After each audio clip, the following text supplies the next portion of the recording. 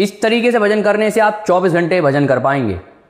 जय सिया राम दोस्तों, मेरा नाम है वंश और आप देख रहे हैं वंश के हनुमान जी चैनल। कैसे हैं आप सभी लोग? उम्मीद है आप खुश होंगे और श्री सन्यासी बाबा और बागेश्वर बालाजी महाराज की विशेष कृपा और अनुकंपा आप पर बरस रही होगी।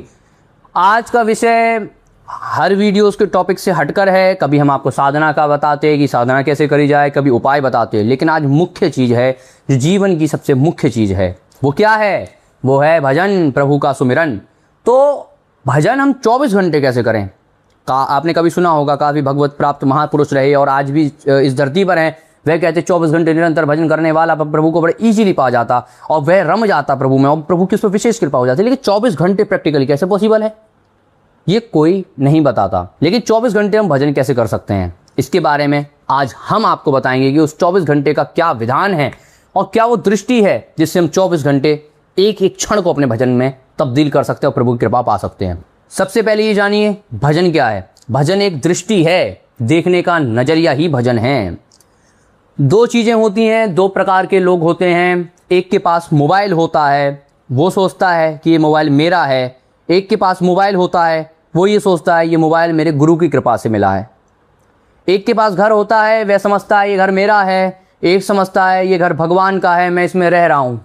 यही दृष्टि में फ़र्क है। एक दृष्टि है जो भगवानमय दृष्टि, जिसकी परमात्मामय दृष्टि है, भजनमय दृष्टि है, और एक है जिसकी अभिमानवश दृष्टि है, जिसे सब कुछ अपना लगता, और एक है जिसे सब कुछ भगवान का लगता। एक व्यक्ति सोचता कि ये परिवार मेरा है, मैं इसका पालन करूंगा, इसका पोषण करूंगा, तो वो पूरे दिन जो भी कृत्य करता वो स्वयं के लिए होते और उसे अलग से माला जपने की आवश्यकता जरूर पड़ती है। एक व्यक्ति है जो ये सोचता ये पूर्ण परिवार मेरे परमात्मा, मेरे ईश्वर, मेरे आराध्य, मेरे इष्ट, मेरे गुरुदेव का है और इसमें रहने वाले जितने भी परिवारजन हैं वे उनके ही रूप हैं और मैं उनकी सेवा कर रहा हूं। और यही भजन है कि हर क्षण वह सेवा निरंतर करता, सब में प्रभु के दर्शन कर कर उसी से उसको वो भजन का फल प्राप्त हो जाता।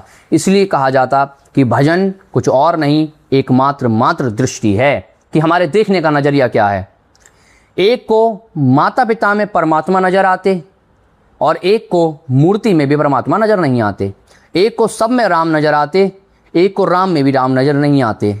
यही दृष्टि का भेद है। भजनमय दृष्टि सब में परमात्मा देखती है और जिसकी दृष्टि भजनमय नहीं होती वह सब में मैं देखता है और सब में जीव को देखता है, सब में किसी ना किसी को देखता है, परंतु परमात्मा को नहीं देख पाता।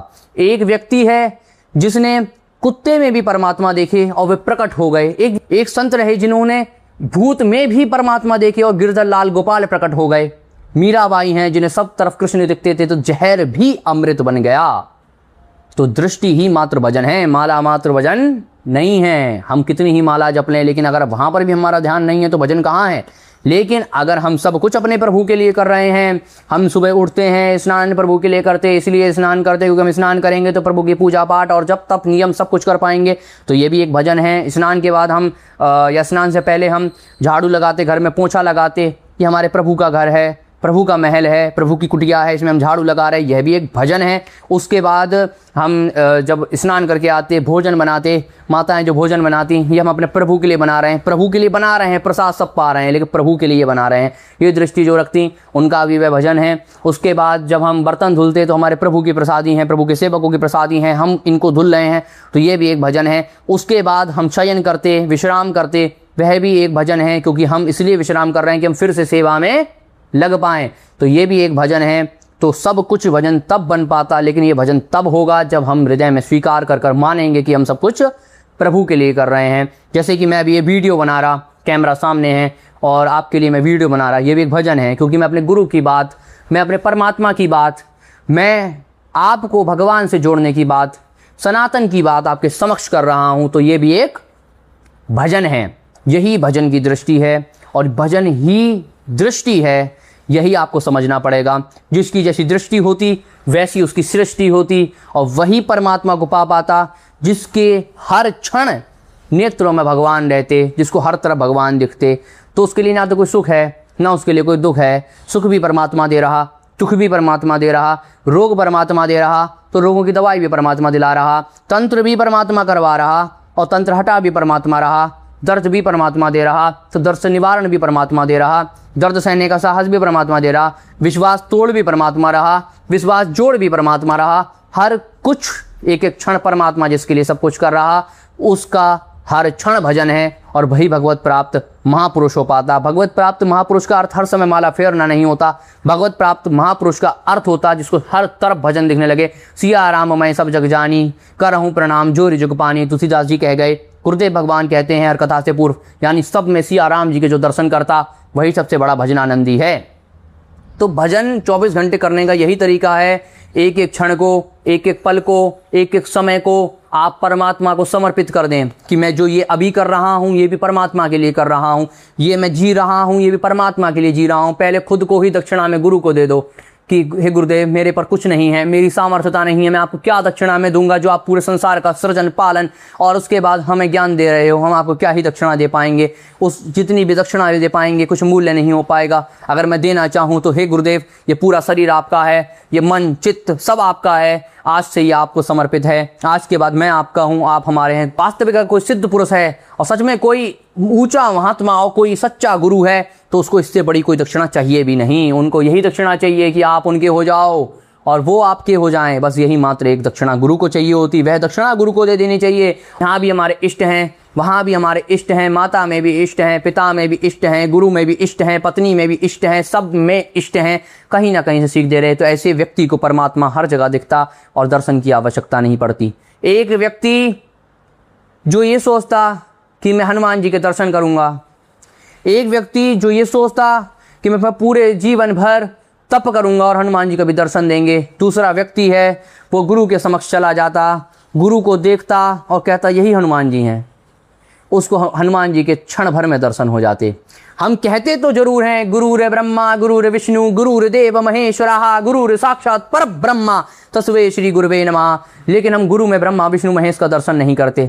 अगर हम गुरु में ब्रह्मा विष्णु महेश का वास्तविक दर्शन करते तो फिर हमें दर्शन की किसी भी परमात्मा की अभिलाषा ही नहीं रहती। उनमें ही हमें भगवान दिखता। जब हम उन्हें दिखते तो हम शिथिल हो जाते, हम उन्हें देखते तो हमारी होश हवा सब हम खो जाते और चरणों में गिर जाते, समर्पित हो जाते। हम उस तरह अपने गुरु को तब देख पाते जैसे एक अंधेरे में चलता हुआ मुसाफिर एक रोशनी की किरण देख लेता, एक राह देख लेता तो उसको राह मिल जाती। उसी प्रकार जब हम गुरु में परमात्मा देखते तो हमारी तलाश वहीं पूर्ण हो जाती। गुरु को देखते ही आंखें डबडबा जाती और वहीं समर्पित हो जाते, परंतु हम पूर्ण रूप से नहीं देखते। हम कहते जरूर हैं गुरुर ब्रह्मा गुरुर विष्णु गुरुर्देव महेश्वरः गुरुर साक्षात पर ब्रह्मा तस्मै श्री गुरुवे नमः, परंतु यदि गुरुदेव में साक्षात भगवान को हम देखना प्रारंभ कर दें तो अगले क्षण ही हमारी इच्छा समाप्त भगवान के दर्शन की, क्योंकि यही हमारे भगवान हैं, यही इस रूप में आए हैं, यही सार है। ये ऊंची बातें जो दूसरा व्यक्ति आपके समक्ष बोल रहा, यह भी आपका गुरु ही बुलवा रहा, ये आपका गुरु ही बुलवा रहा। आप जो वीडियोस देख रहे,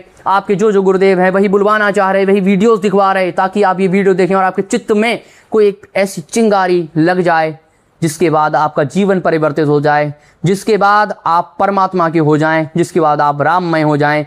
जब आप राममय होंगे आपका परिवार राममय होगा, जब आपका परिवार राममय होगा तो आपका गांव राममय होगा, जब गांव राममय होगा तो आपका शहर राममय होगा, जब शहर राममय होगा तो जिला राममय होगा, जिला राममय होगा तो मंडल राममय होगा, मंडल राममय होगा तो प्रदेश राममय होगा, और जब प्रदेश राममय हो जाएगा धीरे धीरे सब प्रदेश राममय हो जाएंगे, देश भी राममय हो जाएगा।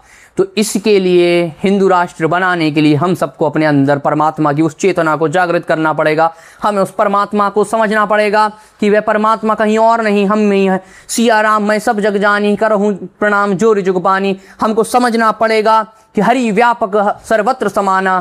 शंकर भगवान जो इस वचन कह गए, जिनकी बात मिथ्या हो कैसे सकती, त्रिपुरारी भगवान श्री शंकर की कैसे बात मिथ्या हो सकती है। उनने कहा हरि व्यापक सर्वत्र समाना, यानी हरि हर जगह है। जिस प्रकार दूध में घी होता, जिस प्रकार दूध में दही होता, लेकिन दही दिखता नहीं, घी दिखता नहीं। जब हम उसमें मंथन करते, जब हम उसके प्रोसेस से गुजारते तब दही सामने आता, तब मक्खन सामने आता, तब घी सामने आता। इसी प्रकार परमात्मा सब जगह है। जब हम उसकी चेतना में डूब जाते, जब वह दृष्टि हम रखते, जब उसके प्रति समर्पण तड़प त्याग सब रखते तो परमात्मा भी हमारे सामने हो जाता। तो भजन की दृष्टि होनी चाहिए, यही आपसे कहने आए थे। आज के बाद जरूर आप उपाय वाली वीडियोस देखते होंगे, जरूर आप नाम जप की वीडियोस देखते होंगे, जरूर आप हमारी वीडियोस में साधना की वीडियोस देखते होंगे, लेकिन जो आज की वीडियो है ये हो सकता है आपके जीवन को परिवर्तित कर दे। और अगर आपके चित्त में कुछ भी इस वीडियो ने आपके चित्त में चेंजेस लाए हों तो इस वीडियो को अवश्य हर किसी तक भेजिएगा, हर किसी को इस वीडियो को सुनाइएगा। क्या पता परमात्मा क्या लीला करे, उसके चित्त में एक चिंगारी लग जाए और वह चिंगारी ऐसा शोला भड़काएगी कि हर भक्त राममय हो जाएगा, संसार राममय हो जाएगा। तो भले कोई और वीडियोस आप देखें ना देखें, जो भजन परायण वीडियोस हैं उनको अवश्य देखें। सार भजन है, साधना भी खुद को साधना है, खुद को तभी साध पाएंगे जब भजन कर पाएंगे। जय सिया राम, जय बागेश्वर धाम।